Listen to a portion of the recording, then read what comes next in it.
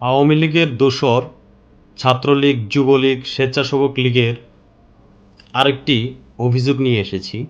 তাদের আমলনামায় আরেকটি অভিযোগ যুক্ত হবে। চট্টগ্রামের বন্যার যে ভয়াবহ অবস্থা, বর্তমানে মৃত্যুর সংখ্যা দাঁড়িয়েছে ৫১। বর্তমানে বাংলাদেশের ৭টি জেলা পানির নিচে। প্রায় ২০ লক্ষ মানুষ কোনোভাবে বেঁচে আছে, খেয়ে না খেয়ে কোনোভাবে বেঁচে আছে ২০ লক্ষ মানুষ। কিন্তু আমরা সরকারের পক্ষ থেকে কোনো ভূমিকা এ পর্যন্ত দেখতে পাচ্ছি না।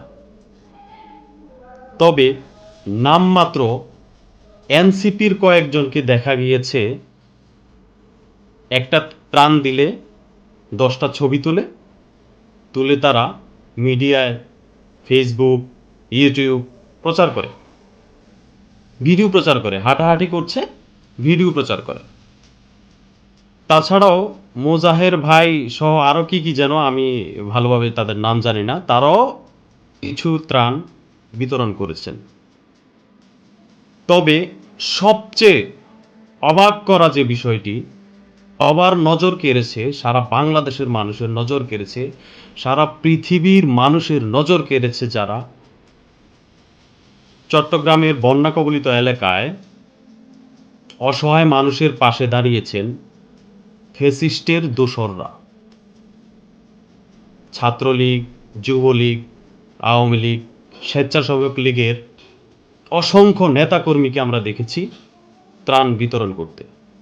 কিন্তু তারা বিগত ২ বছর নিজেদের খাবারের ঠিক নেই, ঘুমের ঠিক নেই, থাকার জায়গার ঠিক নেই।